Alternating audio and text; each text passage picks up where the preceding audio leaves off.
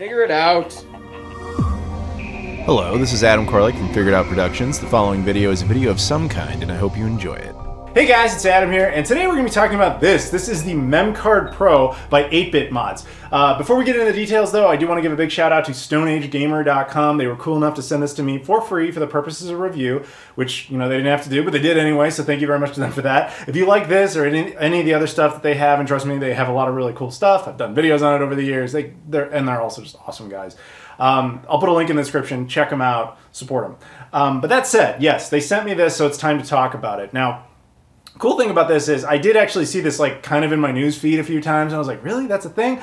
This is totally a thing. This is the ultimate PS1 memory card, which might, in a weird way, sound niche, but you know, it's honestly, given the times, at least the climate in which I'm making this particular video, there's a lot of love towards the PS1 because of recent events with modern PlayStation hardware that is making it harder to love them. But the PS1 in particular, hey man, no CMOS battery issue, no server gonna kill me. So let's go ahead and figure out like ways to upgrade it. That's the coolest thing about this is I love that people are taking modern technology and trying to integrate it into retro consoles. I just didn't expect anybody to do that with a memory card. So the way this thing works is this has an FPGA on board, which allows it to be, you know, upgraded to do all sorts of crazy stuff, and we'll get into some of that at the, you know, but in short, what it seems like at first is it's just a really big memory card for the PS1. Who cares, right? No. It's a lot more than that. So first, just to give you a sense of it, this thing has Wi-Fi. It has its own Wi-Fi broadcast signal. It's not just compatible, it broadcasts. So yeah, so stay tuned. So the core functionality of it, yes, it's a memory card with essentially infinite storage. Now here's the thing, when I was a kid, I remember suffering with PS1 memory cards. If you know, if you're like a Zoomer and you have no idea what I'm even talking about, because modern consoles all save game data internally, back in the day, you know, after cartridges, but really before the original Xbox, like there's that phase where if you're playing a CD-based console and you wanted to make, you know, progress in a game and you wanted to save that progress, you typically needed a little card. I think most of us were introduced to memory cards through the original PlayStation. And the problem with the original PlayStation memory cards is even for the time, they were pretty small. You know, I remember as a kid just absolutely struggling with this because I had, you know, I originally got one at some point and I just couldn't manage it and I needed a second one, and even after I got a second one, it still was like insufficient. And just a little fun fact, in prepping for this video, I decided to fire these up and see what was on them. This one was nothing but wrestlers for WWF SmackDown. Like nothing else. Literally that was all it was. There was no other space for it. And this one just had a few like random files from games because the average card only can hold like 128 kilobytes. Not a lot of space. Now granted, the average save file was only like 8 to 15 kilobytes, somewhere in there, but that adds up quickly when you only have 128 to work with. So yes, even as a kid, that was an issue. And it would have been so much nicer if there was something big. Well, you know, while there were a couple of third-party ones that maybe were like twice as big or whatever, they got nothing on this. So the way this card works is it's really up to you how much space it has, because it doesn't have onboard storage. Instead, it has SD card support, micro SD card support. It will support anywhere between a 1 gigabyte card to a 1 terabyte card. And if you're like, oh cool, you know, I'll just go out and get the biggest card, 256 gigs, that's all I need, that's probably good, right? Yeah. Here's the thing, 1 gigabyte is the equivalency of over 8,000 of these. I will repeat, 1 gigabyte is over 8,000 of these cards. I've got 2. Okay, it was insufficient, but I've got 2. The idea of 8, that like is insane. So this particular card is an 8 gigabyte card, and I'm going to be very clear about this. What everyone I'm sure would recommend, and even I would actually recommend, is if you're going to do something like this, you probably get a fresh card. You know, like you should just get like a 4 gigabyte or an 8 gigabyte. I mean, granted, you could get as big as you want, but that's really kind of practically probably all you'll ever need is that. And then just leave that card dedicated to this. But for those of you who don't want to get a dedicated card specifically for this device, you don't actually have to. In this particular card, I just wanted to see if this would work. This card is, I've got it used for various EverDrives and all sorts of stuff. So there's like ROM sets on here as well as files for all those devices. And I wanted to see like, would it care? Well, the thing is it didn't. You know, this is a FAT32 formatted card, so make sure yours is formatted to that. And what you're gonna wanna do at that point is firmware updated. Now, there's two ways to do this. One is through the Wi-Fi system, which we'll get back to, and the other is, honestly, in my opinion, the far easier way. If you go to their website, again, 8-Bit Mods, if you go to their website, they have firmware files for exactly this purpose. You just download those files and you they have instructions there. You don't need to listen to me, but you just follow the instructions, which really is just take the files and throw them on the root directory. And then once you've done that, all you have to be sure of if you're sharing the card with anything else, like an EverDrive or whatever, is that the files do not conflict with anything that demands on those other devices. So in my case, it wasn't a problem. It creates 3 files, 2 that are like fpga.bin or something like that nothing else was ever going to use, and then it creates a folder called OS. OS could potentially be used on other things, so make sure you have nothing on the card named that. Okay, you understand? Just as long as there's nothing conflicting with those particular names, you should be fine. Put the firmware on the card, and then take the card, the micro SD card, put it into the MemCard Pro, plug it into your PS1, and then fire up your PS1. So at that point, what once the console is on, there's this little screen on it, okay? And the screen will power up. You can also do this on the fat PS2, by the way, in which I did for footage purposes. When you turn it on, what it'll do is it'll be like, okay, I see there's new firmware. I'm just going to go ahead and recognize it, and it'll just start updating. This process takes a few minutes, but you don't have to do anything. Just let it run. Trust me, it'll tell you when it's done, because it'll stop saying updating. It'll essentially just be waiting around for you. And it deletes some of the files that it needed, and I believe it keeps the OS folder, which you probably should just ultimately keep in the long run. But it's relatively smooth process, no problems. So at that point, the way the card works is that it essentially kind of acts, if you guys remember, if you ever used the PS3 to play PS1 games, because all PS3s can do that, it didn't have a spot for an original PS1 memory card. So the console itself would just generate virtual memory cards to be compatible with the onboard emulator of the PS1. This kind of works like that. The card itself is like, okay, I'm in a PS1, what do I do? Let me generate, and it generates 8 memory cards. It essentially just generates 8 of these all at once.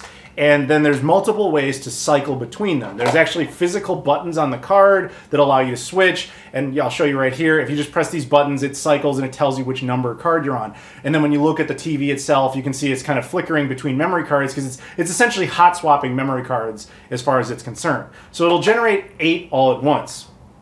And honestly, at that point, you'd probably be good, but we'll get into the details here. Obviously, 8 doesn't seem like that much. I thought you were just talking about it supporting, like a terabyte. What if I have a terabyte? I'm still getting 8 cards? What's the deal with that? No, it's just that your experience will slightly differ depending on what kind of PlayStation setup you're rocking. So I'm going to be very honest. This thing was designed to use with the XStation. The XStation is an ODE for the PS1 that replaces the disk drive, the laser assembly, if you will, replaces that with an optical disc emulator that essentially gives you an SD card that allows you to play all your games off an SD card. Because that is, like the memory card, an FPGA that uses modern tech, they're designed to communicate together, and that comes with all sorts of additional benefits. Namely, if you have an XStation, if the XStation is running, like, let's just say I've got a couple games here. We've got Silent Hill, right? If I'm running Silent Hill on an XStation, basically the device, the XStation, communicates with the MemCard Pro, and it says like, hey, I'm about to run Silent Hill, generate 8 memory cards for Silent Hill. You will never need 8 memory cards for just Silent Hill. It's never going to happen. But it'll do it. And then it's like, okay, you know what? I stopped playing Silent Hill. I'm going to pop in Star Wars Phantom Menace, which is actually not a bad game, by the way.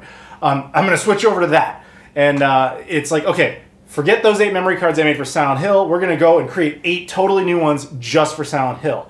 And then if you ever go back to Silent Hill, it'll be like, oh, remember that one time we played Silent Hill? All right, I'm going back over to Silent Hill. Those 8 memory cards are there. So it's a lot more automated. Now, that's specifically for the XStation. It is my understanding that the mode, which I've actually done videos on for the Saturn and the Dreamcast, although I've never done the PS1 version, that is not compatible in an enhanced way yet. However, it's my understanding that Terra Onion is working on that, so I guess stay tuned for their updates. As for the PSIO, I'm honestly not sure if it has any sort of enhancements or not. I really couldn't say. But none of that actually applies to me because I don't have any of them. I mean, I'm actually rocking the original hardware with the original discs. And as a result, my experience is a little bit different. The console essentially just treats it as a big memory card or a series of normal memory cards in one, if you will. So it'll generate 8 memory cards and then it will share that data. So I actually tried this. So I put in Silent Hill and created a save file. Then I put in Star Wars Phantom Menace, create a save file. And both save files exist on the same virtual card, number 1 or whatever, out of the 8. So I was like, how do you generate more cards if you aren't using something like the XStation? Well, they thought of that too. There's actually a button combination. I think it's L1, R1, select, and up on the D-pad if you like hold all those together. I'll put the actual combination on the screen just to be sure it's right. But what that will do is essentially create another set of 8 cards. And then you can, there's different button combinations to cycle between. How do I put this? Think of it as like, here's MasterCard, not the credit card, but MasterCard number 1 that breaks down into 8 more cards. And this button on the device will cycle between those 8. Or you switch to other MasterCard that has 8 more, or other MasterCard. Hopefully that visual is very helpful. But you get what I'm saying. You can essentially do that. It's just that when you have something like the XStation, it's a lot more automated and frankly cleaner. But when you're using the OG discs, you can do it. You just need to, be aware of these extra little steps. The other cool thing, about the XStation is that when you're using it with this thing has this little screen on it, right? If you're using it with an OG disc, it doesn't really do anything special. It just displays which memory card you're on, basically. However, if you're running it with, again, the XStation, it'll tell you specifically which game you're playing and, the ID code for the game. And it's just, like I said, this thing is really designed to be in junction with that, but does work with stock OG hardware. But as far as limitations of the OG hardware, let's get into that, which doesn't take that long. It totally works with the fat PS1. No problem, 100% compatibility. The same thing goes for the PSONE, the PS1, the slim model with the screen and all that. Totally works with that, 100% compatibility. It's when you start going further down the road than that you start to run into problems. So the PlayStation 2 fat model, this one, the one I actually use for coverage purposes, totally works if you're playing PS1 games. But don't be like, hey man, I'm going to get it for my PS2 and I'm going to put all my PS2 game saves. I'm going to play some GTA 3 and save on it. No. This is not for PS2 games at all. It's just PS1 games. But if you have a fat PS2, you want to play PS1 games with it and use this, you're good. After that, you're out of luck. The slim model PS2 right here does not work with this card at all unless the console is hacked. And I'm not even sure in which way it needs to be done, but that's the only way in which it gets done. And then the PS3, a lot of you guys may not remember this. Yes, obviously we mentioned that it could play PS1 games, but as I pointed out, there's no memory card slot on it for the PS1 or PS2 memory cards. But believe it or not, there actually was a little USB dongle for that thing that allowed you to connect the original cards if you wanted to clone your saves over to the internal memory of the console and continue on.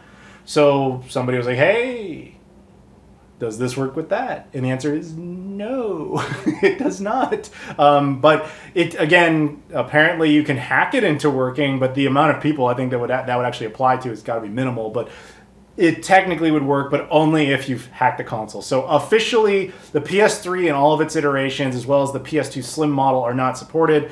Fat PS2 and both of these models of the PS1 are supported. The Japanese PSX, to be totally honest with you, I didn't even remember until we were talking about it right now, but my guess is it wouldn't work either. So, and I'm sure nobody has a working one anyway, so it really doesn't matter. So the only other thing I can think of to point out, honestly, is if you have this and you've got a bunch of these laying around and you're like, dude, I want to transfer my saves over. Can I do that? Yes. Yes, you can do that. Again, am limited by the fact that I'm using the original version. So in my case, I can just clone them over one at a time or whatever, but I don't really know how that would work in junction with the XStation because it, like I said, it generates cards specifically for games. It should be doable, but I never personally tested it because I had no capacity to do so. but it should be fine. Now, going back to, I guess I just remembered another thing, is we mentioned there's Wi-Fi capabilities, right? So the Wi-Fi capabilities on this, at the time I'm making this video, are a tad limited. It's essentially for firmware updates, although it needed to have its firmware updated before that for that to be able to work, so it doesn't really matter. But it is a thing, it can be done. It generates a Wi-Fi signal that allows you to link it up to a computer or what have you, and you can download files that way and connect to their system and so on and so forth. I'll be totally honest, it seems a lot easier to just grab the files off the computer and stick them on the SD card, but technically the option exists. There are other features coming. There's some sort of web browsing capabilities for various things. I'm guessing they're going to do some sort of cloud service for saves and all that sort of stuff. I think these guys have a lot of good ideas. It's just a lot of them aren't there yet. So that's in the process. So it's very limited as far as what I could actually test with the Wi-Fi. But however, I did just see if the signal functioned, and it totally did. And I was able to connect my phone to it, no problem. My phone was totally confused while I was trying to connect to a memory card, but it was able to do it. But yeah, beyond that, there's not a lot else to say. I think this is a totally solid device for anyone who really likes the PS1. I really hope these guys do more of these. For the PS2, I think that would be a great idea. And I certainly don't know this, but I would think that's the next logical move. You know which one I'd love to see? Dreamcast. Dreamcast is plagued by the fact that its memory card, its VMU, has a comically small amount of space. Just saying, guys, if you're watching, Dreamcast would be nice. I don't know how they could... of course they could replicate a screen. They put a screen on this. What am I even thinking? They could probably put a color screen with a backlight. It'd be amazing. I'm just being fanat, you know. I'm just having a fantasy. But anyway, yes. So I hope these guys do more stuff like this, but I'm glad they're still working on this and supporting it and updating it. And yeah, if you're interested in all, put a link in the description. Check it out at stoneagegamer.com. I'll also put a link to all my social media stuff, Twitter, Facebook, Instagram, all that if you want to follow me, Patreon, Discord. You can hit the join button. I have a merch mart now. You can go out and buy like shirts or mugs or whatever. And yeah, hopefully that you guys find that interesting. Please, again, do join the Discord. There's a lot of people in there. It's crazy. It's fun. People are nuts, but it's fun. Anyway, thank you very much for watching, everybody, and I'll see you all later.